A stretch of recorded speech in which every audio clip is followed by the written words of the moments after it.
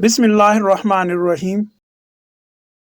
پہاڑوں کے دامن میں واقع ایک چھوٹے سے گاؤں گلگت نگر میں ایک لڑکی رہتی تھی جس کا نام ہنا تھا۔ ہنا کا چہرہ چاند جیسا روشن، آنکھیں نیلگوں آسمان کی طرح گہری اور دل نرمی و احساس سے بھرا ہوا تھا۔ مگر اس کی زندگی کی کہانی ایک ایسے دکھ، صبر اور ظلم کی داستان تھی جسے سن کر پتھر دل بھی پگھل جائے۔ ہنا کے والد ایک معمولی مزدور تھے جو روز صبح سویرے پہاڑوں سے لکڑیاں کاٹنے جاتے اور شام کو تھکے ہارے گھر واپس آتے۔ اس کی ماں نرم دل مگر بیمار عورت تھی جو غربت کے باوجود اپنی بیٹی کو تعلیم دلوانے کا خواب دیکھتی تھی۔ ہنا گاؤں کے واحد اسکول میں پڑھتی تھی اور اس کے خواب تھے کہ وہ بڑی ہو کر استاد بنے تاکہ گاؤں کی دوسری بچیاں بھی پڑھ لکھ کر اپنے پاؤں پر کھڑی ہو سکے۔ گاؤں کے لوگ ہنا کی ذہانت اور نرمی کے قائل تھے، مگر قسمت کو کچھ اور ہی منظور تھا۔ ایک دن اس کے والد پہاڑ سے لکڑیاں کاٹتے ہوئے پھسل گئے اور تیز چٹانوں سے ٹکرا کر جان دے بیٹھے۔ ہنا کی دنیا اندھیر ہو گئی۔ گھر میں واحد کمانے والا شخص چلا گیا، ماں کی بیماری بڑھ گئی اور ہنا کی چہرے کی مسکراہٹ جیسے ہمیشہ کے لیے گم ہو گئی۔ والد کی موت کے بعد ہنا نے اسکول چھوڑ دیا۔ وہ ماں کی تیمارداری اور گھر کے کاموں میں مصروف ہو گئی۔ کبھی وہ گاؤں کے گھروں میں برتن دھوتی، کبھی کپڑے سیتی اور کبھی کسی کی کھیتوں میں مزدوری کرتی۔ اس کے نرم ہاتھ سخت اور کھردرے ہو گئے، مگر اس کی آنکھوں میں امید کی چمک ابھی باقی تھی۔ ایک دن گاؤں کے رئیس مالک سلیم کی بیوی بیمار ہوئی۔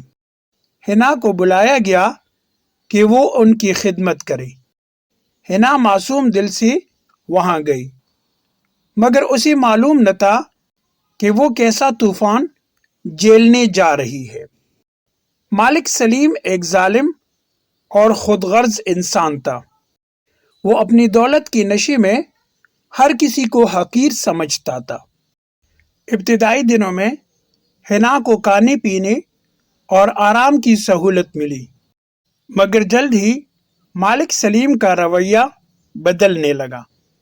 وہ معمولی باتوں پر ڈانٹتا، کبھی کپڑے پھاڑنے پر غصہ کرتا، کبھی کھانے میں نمک کم ہونے پر چیخنے لگتا۔ ہنا چپ چاپ ظلم سہتی رہی کیونکہ اس کی ماں بیمار تھی اور اسے اس نوکری کی سخت ضرورت تھی۔ ایک رات جب ہنا برتن دھو رہی تھی، مالک سلیم کے بیٹے ارمان نے اس سے بات چیت شروع کی۔ ارمان اپنے باپ سے بالکل مختلف تھا، نرم مزاج، پڑھا لکھا اور انصاف پسند۔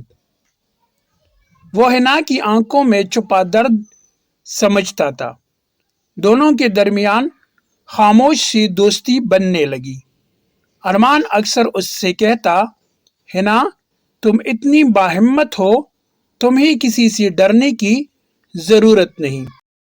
یہ جملہ ہنا کے لیے امید کا چراغ بن گیا۔ جب مالک سلیم کو معلوم ہوا کہ ارمان ہنا سے ہمدردی رکھتا ہے تو اس کے اندر غصے کی آگ بھڑک اٹھی۔ وہ نہیں چاہتا تھا کہ اس کا بیٹا کسی غریب نوکرانی سے تعلق رکھے۔ ایک دن اس نے ہنا پر چوری کا الزام لگا دیا۔ یہ لڑکی چور ہے، میرے گھر سے زیور غائب ہے، ضرور اسی نے لیا ہے۔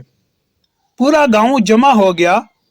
ہنا روتی رہی، ہاتھ جوڑتی رہی، میں نے کچھ نہیں کیا، خدا کی قسم میں بے قصور ہوں۔ مگر دولت کے آگے سچائی کی کوئی قیمت نہ تھی۔ مالک سلیم نے اسے نہ صرف گھر سے نکال دیا بلکہ گاؤں والوں میں اس کی بدنامی بھی پھیلا دی۔ لوگ اس پر انگلیاں اٹھانے لگے، اسے چورنی کہنے لگے۔ ماں کا دل یہ صدمہ برداشت نہ کر سکا اور وہ بستر پر پڑ گئی۔ چند ہفتوں بعد وہ دنیا چھوڑ گئی۔ اب حنا تنہا تھی، نہ گھر، نہ رشتہ دار، نہ کوئی سہارا۔ اس نے شہر کا رخ کیا۔ شہر کی چمکتی سڑکوں، اونچی عمارتوں اور بے حس چہروں کے درمیان وہ روز روز کے ظلم کا شکار ہوتی رہی۔ کبھی ہوٹل میں برتن دھوتی، کبھی کسی کے گھر صفائی کرتی، مگر جہاں بھی جاتی اس کی مظلوم آنکھیں لوگوں کو کمزور لگتی اور وہ اس کا استحصال کرتے۔ ایک دن وہ بھوکی پیاسی سڑک پر گر گئی۔ ایک نیک عورت آمنہ بی بی نے اسے دیکھا، پانی پلایا اور اپنے گھر لے آئی۔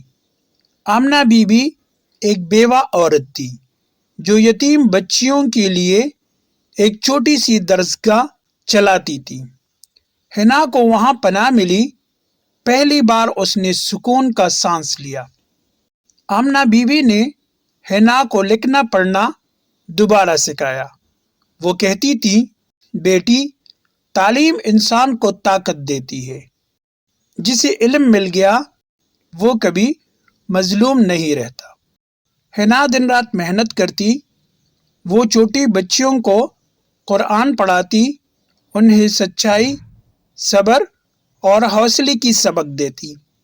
اس کی آنکھوں میں پھر سے روشنی آ گئی۔ کچھ سالوں بعد حنا نے آمنہ بی بی کے ادارے کو بڑھا کر نور حیات اسکول بنا دیا۔ اب وہ نہ صرف خود پڑھا رہی تھی بلکہ سینکڑوں غریب بچیوں کو تعلیم دے رہی تھی۔ اس کی سخت محنت، صبر اور ایمان نے ظلم کے اندھیروں کو مٹا دیا۔ ایک دن اچانک ایک شخص اس کے اسکول آیا۔ وہ ارمان تھا، وہی جو برسوں پہلے اس کا دوست تھا۔ اس کے ہاتھ میں فائل تھی۔ حنا، میں تمہیں ڈھونڈ رہا تھا۔ مجھے اب سب معلوم ہو گیا۔ وہ چوری کا الزام میرے باپ نے خود لگایا تھا تاکہ تمہیں بدنام کر سکے۔ یہ دیکھو، اس کی تحریر میں لکھی ہوئی اعترافی دستاویز ہے جو مجھے اس کے کاغذات میں ملی۔ حنا کی آنکھوں سے آنسو بہنے لگے، مگر وہ غصے یا نفرت کے نہیں بلکہ سکون کے آنسو تھے۔ میں تمہیں معاف کر چکی ہوں ارمان، کیونکہ جس نے صبر کیا اس کا رب خود انصاف کرتا ہے۔ حنا اب پورے علاقے میں استاد حنا کے نام سے جانی جاتی تھی۔ اس کی درسگاہ سے نکلنے والی بچیاں ڈاکٹر، استاد اور وکیل بن کر اپنے خاندان کا سہارا بن رہی تھی۔ وہ اکثر کہا کرتی تھی، ظلم وقتی ہوتا ہے مگر صبر ہمیشہ رہتا ہے۔ اگر عورت خود پر یقین رکھے تو وہ دنیا بدل سکتی ہے۔ ایک دن شام کے وقت جب سورج پہاڑوں کے پیچھے ڈوب رہا تھا، حنا نے آسمان کی طرف دیکھا اور مسکرا دی۔ بابا، امی، دیکھو، تمہاری حنا کمزور نہیں رہی۔ پہاڑوں کی چوٹیوں سے ٹھنڈی ہوا چلی جیسے رب العالمین نے اس کے صبر کو سلام بھیج دیا ہو۔ ظلم جتنا بھی طاقتور ہو، سچائی اور صبر ہمیشہ غالب آتے ہیں۔ عورت کمزور نہیں، اگر وہ اپنی ایمان اور عزم پر قائم رہے تو دنیا بدل سکتی ہے۔ غریبی جرم نہیں، مگر کسی کا دل توڑنا سب سے بڑا گناہ ہے۔